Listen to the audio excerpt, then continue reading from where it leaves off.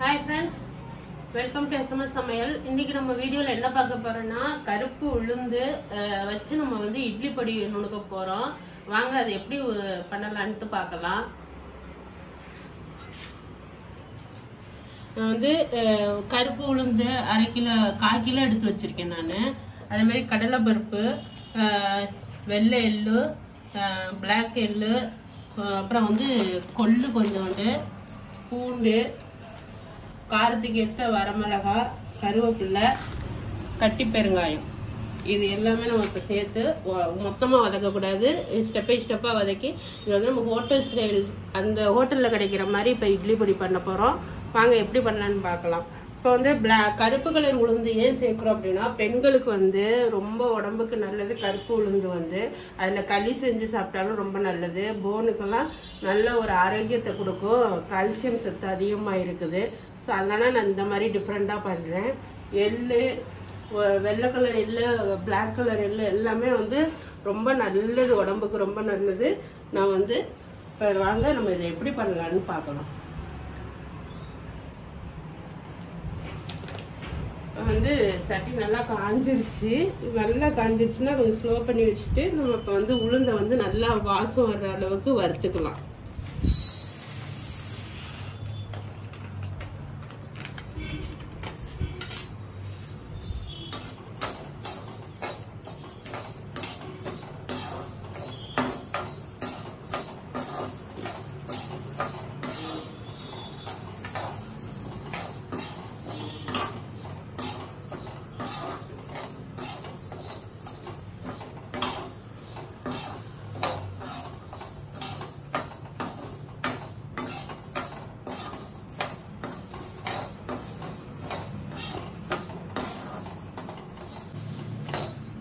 நல்லா பொன்னிறமா நல்லா வறுபட்டுச்சு. நல்லா மனம் வருது. இப்போ நம்ம இந்த ஸ்டேஜில் வந்து நம்ம எடுத்து கொட்டிடலாம்.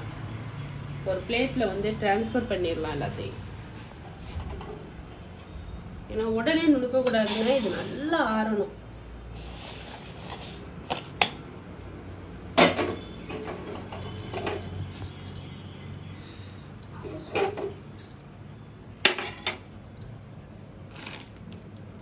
கொஞ்சோண்டு கொள்ளு கொஞ்சமாக போட்டு நம்ம வந்து வறுத்துக்கலாம்.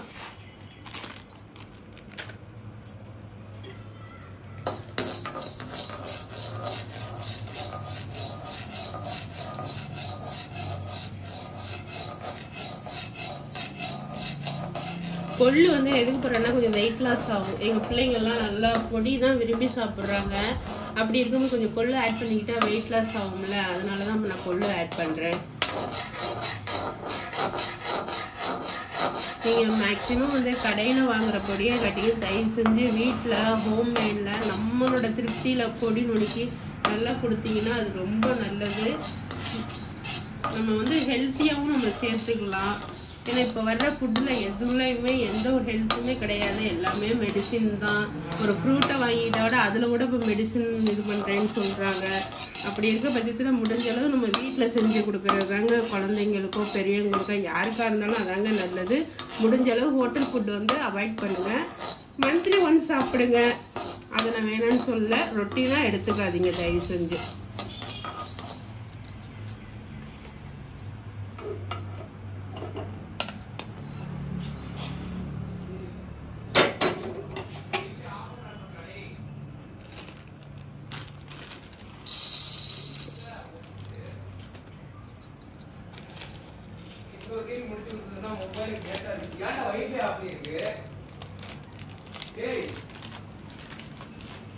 கடலைப்பருப்பு ஆட் பண்ணிக்கலாம். கடலைப்பருப்பு வந்து கொஞ்சம் கம்மியாக ஆட் பண்ணிக்கோங்க. நான் வந்து இது 250 கிராம் வாங்கியிருக்கேன். அதில் வந்து நான் 150 கிராம் தான் நான் போட்டிருக்கேன் கடலைப்பருப்பு.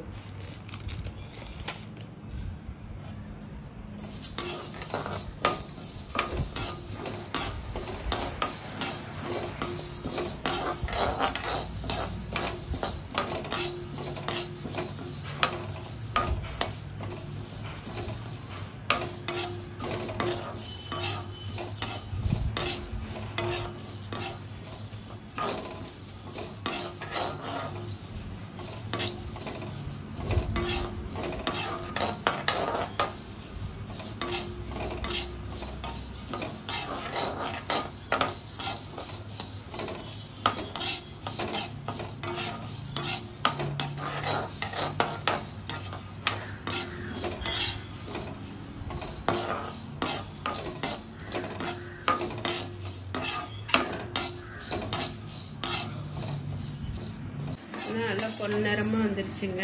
இப்போ நம்ம எடுத்து இந்த பிளேட்டில் ட்ரான்ஸ்ஃபர் பண்ணிக்கலாங்க.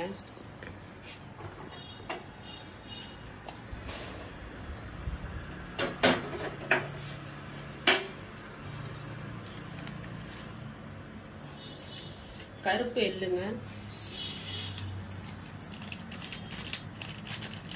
50 கிராம் கருப்பு எள்ளு போட்டிருக்கேன்.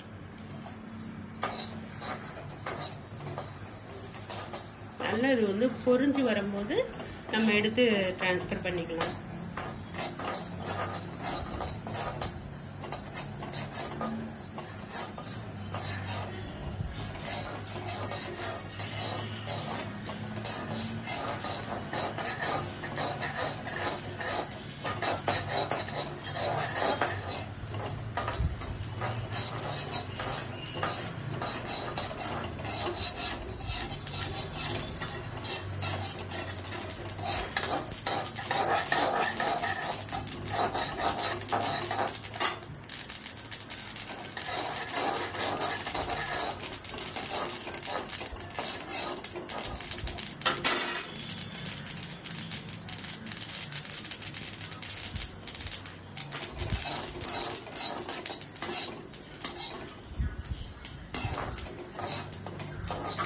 அவ்வளோதாங்க, நல்லா பொரிஞ்சிருச்சு.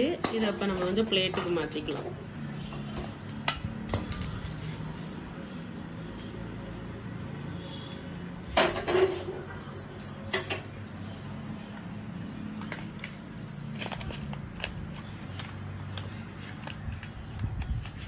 அதே 150 கிராமுக்கு எள்ளு, வெள்ளை எள்ளு ஆட் பண்ணிக்கலாம்.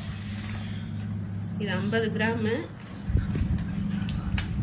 இதுவும் 50 கிராம் தாங்க. சாரிங்க, தெரியாம சொல்லிட்டேன்.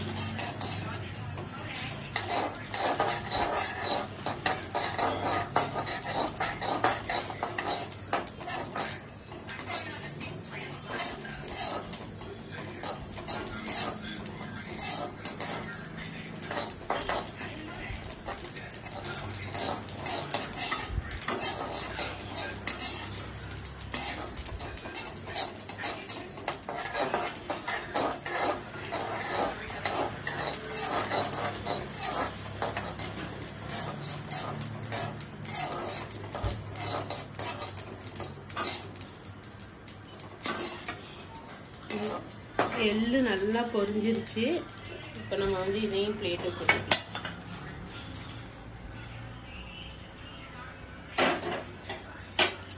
இப்போ வந்து நம்ம கருவேப்பிலை வறுத்து போட்டுக்கலாம்.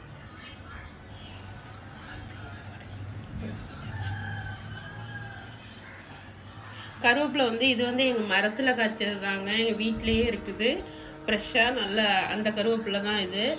கருவேப்பிலை வந்து நிறைய சேர்த்துக்கிறோங்க. எந்த ஒரு ஃபுட்டாக இருந்தாலும் ஓரளவு கருவேப்பிலை வந்து உணவில் சேர்த்துக்கிட்டு சாப்பிட்டீங்கன்னா கண்ணுக்கு ரொம்ப நல்லது, முடி நல்லா வளரும். நம்ம கருவேப்பிலைங்கிறது எதுக்கு, உடம்புல உள்ள கழிவுகளை வந்து வெளியேற்றுறதுக்கு தான் கருவேப்பிலை. அது நம்ம உடம்புல உள்ள கழிவுகளை வந்து வெளியாக்கும். உடம்புல எந்த ஒரு பாக்டீரியா இருந்தால் கூட அது வந்து கிளியர் பண்ணி விட்டுரும்.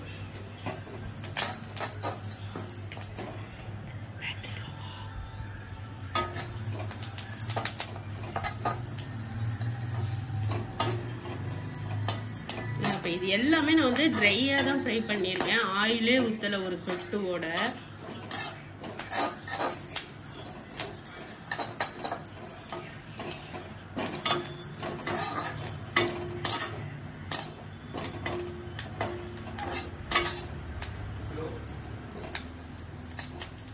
நல்ல மனம் வருது பாருங்க. எங்க மரத்துல உள்ளது, அதனால நல்லா கடையில வாங்குறத காட்டியும் நம்ம இயற்கையா நம்ம வீட்டுல உள்ள ஒரு கருவேப்பிலை தோட்டத்துல இருந்து பறிச்சு எடுத்து பண்ணுங்களேன், அது ரொம்ப சுவையாகவும் இருக்கும், மணமாகவும் இருக்கும். ஏன்னா நம்ம வந்து உரம் எதுவுமே வைக்க மாட்டோம், இயற்கையாக வளர்றதுனால அது கொஞ்சம் நல்லாயிருக்கும்.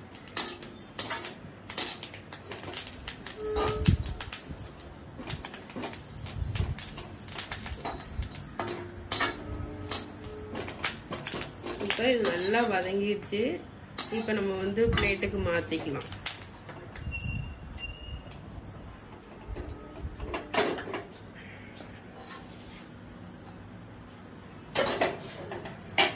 இப்போ வந்து பூண்டு வந்து வறுத்துக்கலாம். நான் வந்து 3 பல்லு பூண்டு எடுத்திருக்கேன், 3 சைஸு. அதை இப்போ நம்ம வந்து வறுத்து எடுத்துக்கலாம். பூண்டு வந்து நிறையா சேருங்க, ஹார்ட்டுக்கெல்லாம் நல்லது, கொலஸ்ட்ரால் எல்லாத்துக்கும் நல்லது. பூண்டு முடிஞ்ச அளவு நிறைய சேர்த்துக்குங்க. இன்னும் வேணாலும் நீங்கள் பூண்டு ஆட் பண்ணிக்கலாம். இந்த அளவு தான்ங்கிறதுல பூண்டு எவ்வளோத்துக்கு எவ்வளோ சேர்க்குறீங்களோ அந்த அளவுக்கு நல்ல டேஸ்ட்டு கொடுக்கும், உடம்புக்கும் நல்லதும் கூட. பசங்களுக்கு பிள்ளைங்களுக்கு செஞ்சு கொடுத்தாவோட பூண்டு குழம்பு வச்சாவோட சாப்பிட மாட்டாங்க. கொஞ்சம் கிரேவிலே ஏதாச்சும் ஒரு பூண்டு கிடந்தோட குறைக்கி விட்டுருவாங்க. அந்த பொடியில் நுணுக்கிறனால அவங்களுக்கு ஒன்றுமே தெரியாது, எல்லாமே விரும்பி சாப்பிடுவாங்க. முடிஞ்ச அளவு எவ்வளோத்துக்கு எவ்வளோ நீங்கள் எதை சேர்க்க முடியுமோ அதை சேர்த்து பவுட்ரு மாதிரியாச்சும் பண்ணி கொடுத்துருங்க.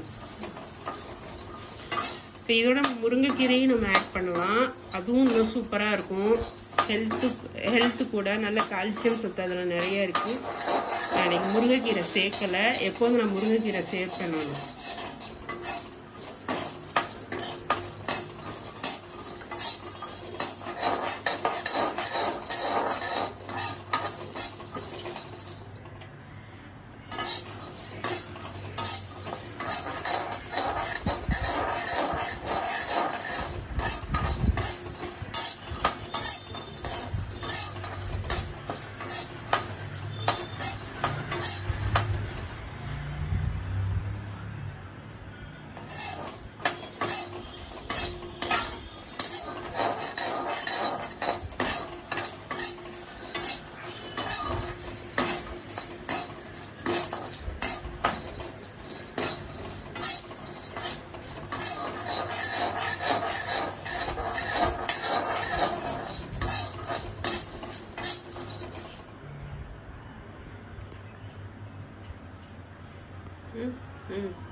வறுபட்டுருச்சு. நம்ம இதை வந்து இப்போ பிளேட்டுக்கு திருப்பி கொட்டிக்கலாம்.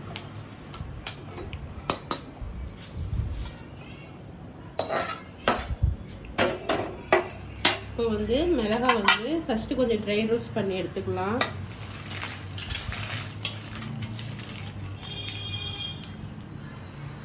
இந்த விதையெல்லாம் போட்டால் அப்புறம் கறிவு போயிடும் இல்லையா, அதனால நான் இதை ஆட் பண்ணல.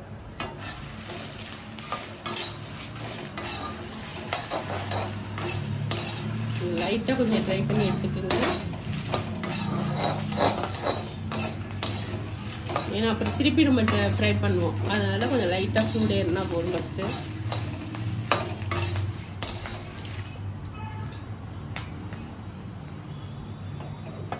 நம்ம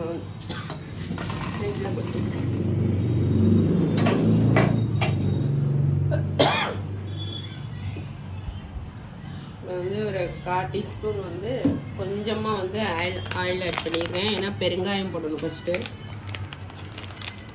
நான் வந்து கட்டி பெருங்காயம் தான் யூஸ் படுத்துகிறேன். கட்டி பெருங்காயம் போட்டிங்கன்னா டேஸ்ட்டாக இருக்கும். அப்படி இல்லாத பட்சத்துக்கு பவுட்ரு அரைக்கும் போது அரைச்சி எடுத்ததுக்கப்புறம் பெருங்காயத்தூள் போட்டுக்குவோம்.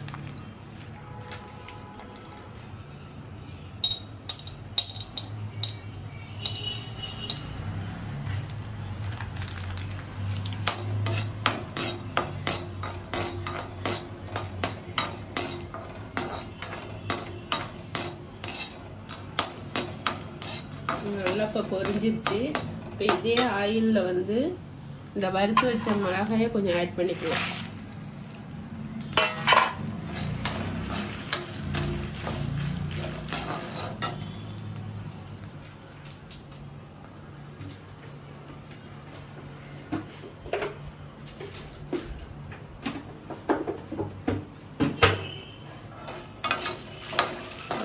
கொஞ்சம் நல்லா வதங்கிட்டு இப்போ ஒரு பிளேட்டுக்கு ஸ்டவ் ஆஃப் பண்ணிட்டு பிளேட்டுக்கு மாற்றிக்கலாம்.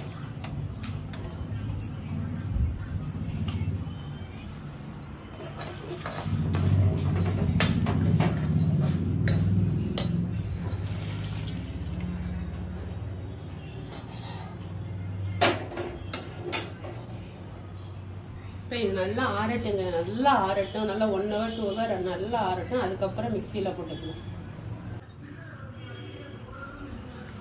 பாருங்க எப்படி அரைச்சி நல்லா பவுட்ரு, அதாவது ரொம்ப பவுட்ரும் இல்லாமல் ரொம்ப குறகுறப்பும் இல்லாமல் மீடியமாக இருக்குது.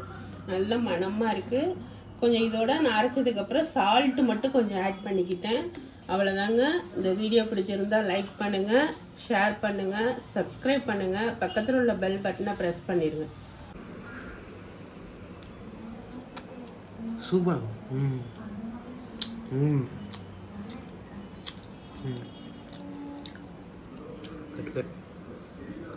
டேஸ்டா இருக்கா? சூப்பரா இருக்கு.